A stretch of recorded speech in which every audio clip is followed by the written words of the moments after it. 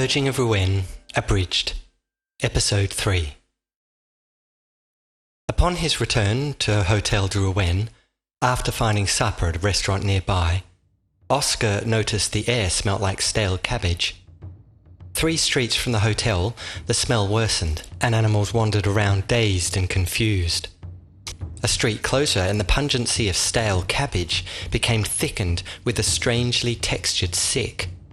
Animals no longer wandered dazed, but coughed and spluttered instead. Some crawled along the pavement gasping, others sobbed in the gutter. Oscar stared at them bewildered until he rounded a final corner and was physically assaulted by stench. An oily, turgid mixture of vomit and rancid manure, sautéed in cabbage water, bore into him. It prized out his moist bits, boiled them into a leathery, black crusting grease before reinserting them backwards. Collapsing against a wall, he heaved through a throat refusing to be involved. While it burnt, his eyes watered, and then his throat watered and his eyes burnt. Choking, he fought to stop his dinner returning to the outside world, but failed and returned it in several helpings. He tore off his scarf and bound his face in an attempt to filter the stench, which only filtered some more sick. Blinking through a sea of tears, he squinted at the smoking ruin of hotel. Near its steps, a police cat struggled to heave a large, unconscious dog away from the place. She couldn't manage, however, and sank to the ground in a fit of wheeze. Hurrying through the haze, Oscar unbound his scarf and wrapped it around her nose. With a nod that she could cope, they dragged the dog away from the hotel. Upon reaching the opposite pavement, however, they collapsed in a chorus of retching, which was followed by an encore in the gutter. When an ambulance pulled up nearby, Oscar rolled the dog toward it, after which he doubled over and heaved again. The police cat removed the scarf and wrung it out. "Are you okay?" she asked, even though the answer was clinically obvious to every animal for the next 3 streets. "Oh, fine, thank you," Oscar gagged before wiping some sick from his chin. "And thank you for asking." "Well, thank you for helping me." Oscar struggled to his paws, took the sodden scarf and wiped his streaming eyes. Noticing hers wept also, he offered it again. Grateful, she dabbed her eyes a second time before returning it, a ritual repeated until both realized its sogginess was actually making things worse.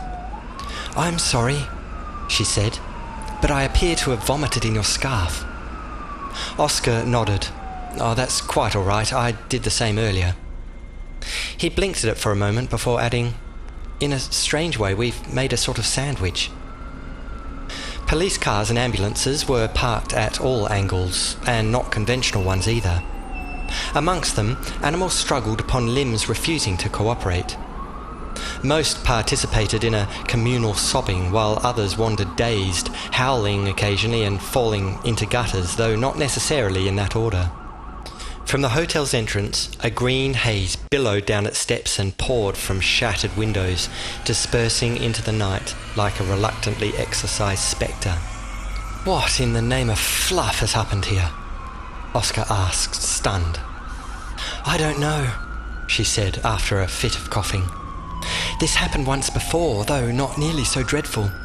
We were adding a 3rd cordon in the foyer when there was a terrific bursting noise, followed by lots of shouting from the dining room, and then animals were just running everywhere."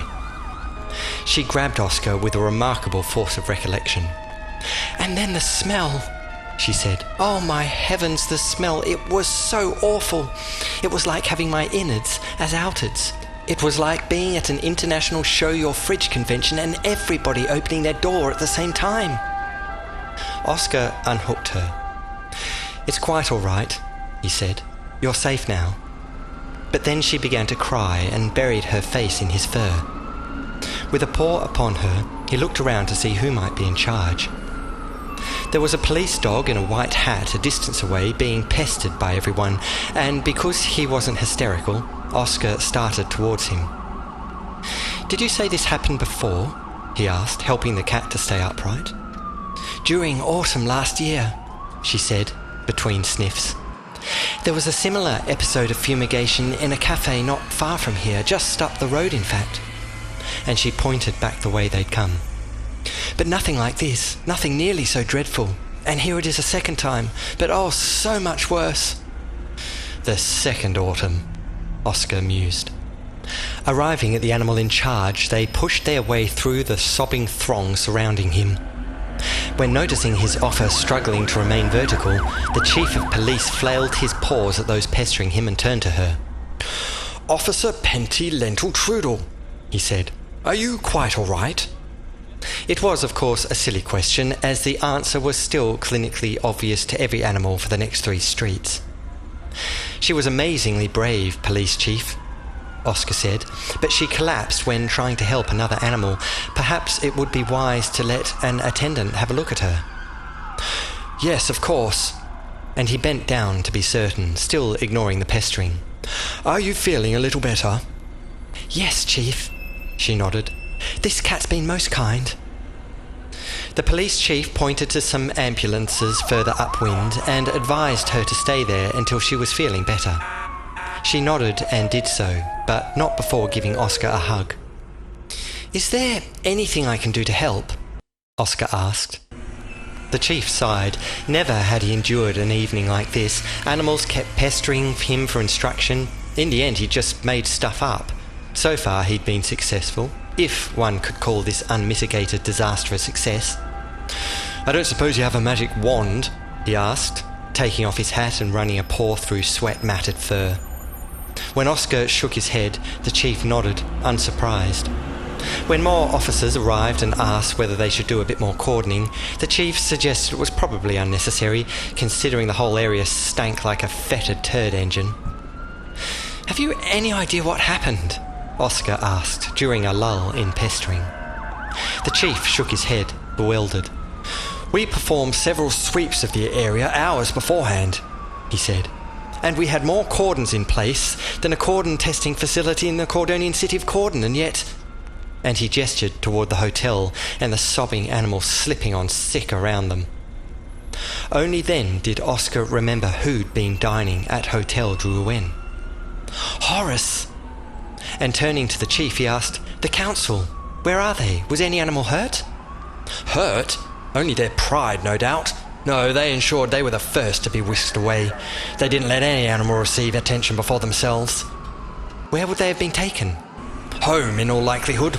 They don't like hospitals very much, probably because they're all so old they're about to need them. They don't care for anything except their own well-being." Oscar frowned. "Well, I thought the council did a wonderful job looking after Ruen's exclusiveness." "Ha! I think you'll mean their exclusiveness." But the chief was then inundated by a further torrent of requests. Glancing at the devastated hotel, Oscar worried how Horace fared within such a rancid sarcophagus. Retrieving the doctor's card, he sought the animal's address and bounded from the bedlam to find a means of getting him there. It was nearing 11 when the taxi dropped Oscar off outside Horace's house. Cypress trees stood black and tall between walls overgrown with creepers, and the air was heavy with cold and salt and closed flowers. Uncomfortable at disturbing any animal at such an hour, Oscar pulled at a bell beside the front door. Above him, light from a window pierced the night, and a thudding arose within as an animal descended stairs. A click, a latch shifting, and the door opened to reveal Horace in posh night attire. Understandably, he was surprised to see the little cat upon his doorstep. "I'm sorry to disturb you, Horace," Oscar said, "but I wanted to see how you were." The dog blinked sleepily and rubbed one eye, before adjusting his monocle over the other. "Well, no worse than earlier this evening, young cat. What on earth brings you here at this time of night?" Oscar frowned. The animal looked fine and smelt nothing like cabbage. "You were at the hotel?" he asked. Horace nodded. "And yet you are fine?" Then it was Horace's turn to frown. "Perfectly, thank you, although I didn't stay long." After a sigh of relief, Oscar asked, "Have you not heard?" "About what? Look, young cat, if something is bothering you, you'd better come in. You'll catch your death otherwise." But when Oscar did so, Horace gagged. "What on earth is that smell?" "Oh, yes," Oscar realised. Sorry about that. It's just been one of those nights, really." Holding his breath, Horace gestured to a doorway in the hall and ushered Oscar into a sitting room. It was most pleasant, with ceiling-high bookcases stuffed with volumes and 2 armchairs with accompanying reading lights. There was a writing desk in one corner and an antique telescope standing in another, and between them was a window with curtains drawn. Removing his scarf, Oscar draped it over the telescope, hoping it would be the article of furniture least likely to absorb its aroma. When Horace then gestured to an armchair, Oscar sat, then regretted it, convinced his stink would infuse the chair for years to come. After Horace had opened the window and chosen a chair as far from him as possible, Oscar recounted the evening's events. While he did so, the dog sank into his chair. On completion of his tale, Horace seemed a crumpled, lost shadow of his prior self. "I don't believe it," he whispered. There was a creak upstairs, followed by a squeak of door and then a soft pad of paws down the stairs in the hall. "Hory?" a voice called. "Is everything quite all right?" Horace recovered a little and stood when another animal entered the room. Oscar did the same and was introduced to the doctor's wife, Bremble. She was pleasant and round and appeared not to mind the stench of wet sick Oscar had soaked her living room with. Indeed, she beamed. "Well," she said, turning to her husband, "we haven't had visitors at this hour since you were practicing." Horace remained distracted and humphed. She asked Oscar whether he was hungry, and if not, would he like a nice mug of hot Fin. "Oh, please," said Oscar, "I don't want to trouble you." "Oh, don't be silly," Bremble quashed, delighted for opportunity to fuss. Horace sank back into his chair and stared at the floor, while his wife busied herself with hospitality. She said, "When we were first married, and Hory was practicing, we would barely get one night without disturbance, animals calling by with ailments, or us having to attend some poor soul's plight." She bustled from the room toward a kitchen, and Oscar followed reluctantly, wishing to keep an eye on Horace. "Admittedly, most were ailments of the old and infirm," she continued, "though occasionally we had litters to attend. That was most exciting. I was his nurse, you see, and for years it seemed we did as much at night as we did during the day." She paused to watch hot Fin warm upon a stove. "I miss it terribly, though, and Hory's been a different animal since his practice was taken from him." Oscar relinquished his attentions on her husband and joined her. "But he enjoys his work with the council?" he asked. Bremble looked at him. "He did, once. It offered some sense of giving, but not for a long time now. I think he merely tolerates it these days, perhaps as something to keep him occupied. Are you a member of the council also?" Oscar almost laughed. "Oh, goodness me, no." She stirred the hot Fin thoughtfully. "No, I didn't think so. You're far too young." "Yes, they certainly seem to be in their latter years of life."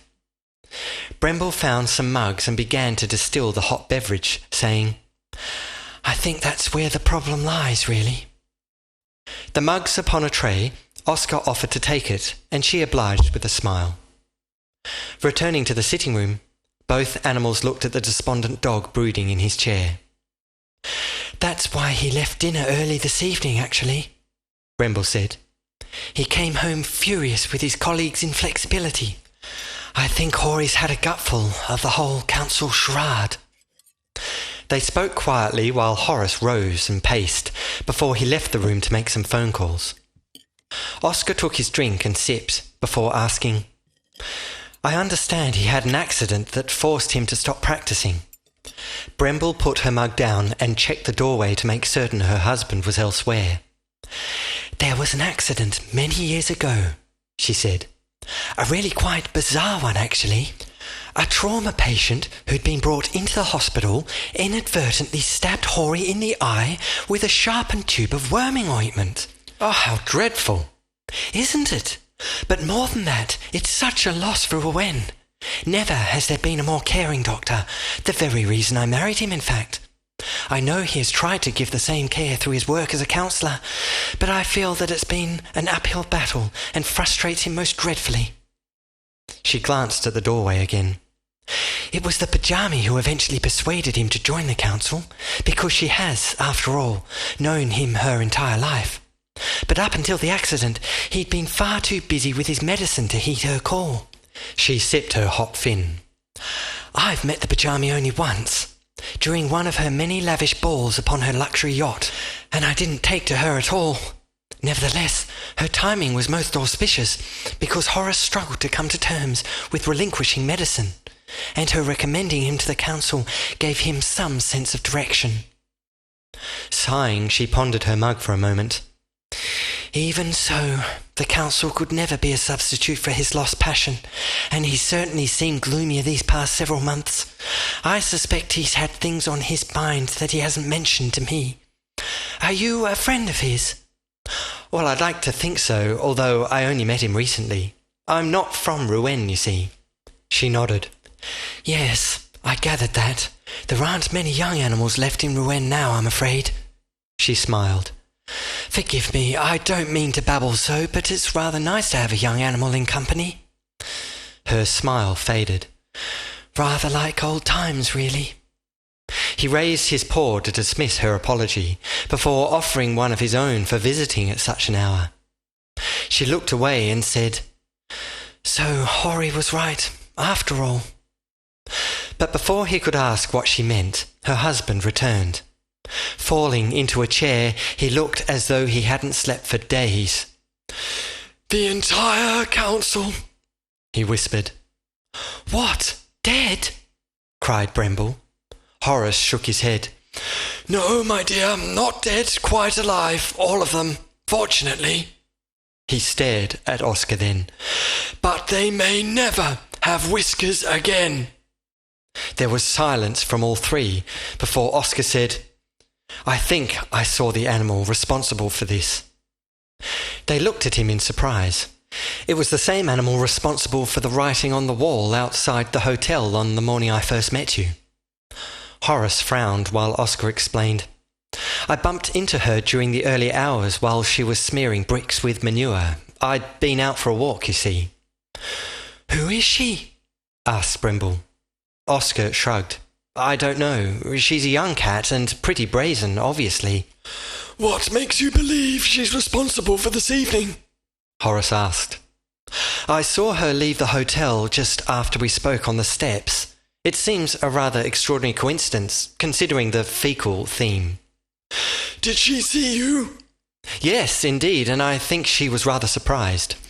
And she was young, you say? Oscar nodded. Horace stood then. I told you, both of you, I told you something like this was going to happen. He began pacing. It sounds like a similar incident that happened last autumn. That's right, said Oscar.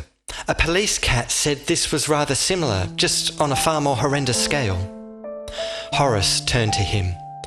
Oscar Teabag-Dooven, I do not believe you are here for a holiday seeking curiosities, and it's not my place to interrogate you as to your real purpose. But I ask you, in whatever capacity you're here, for your help, because I fear that without it, the council's retaliation for this evening will be substantial.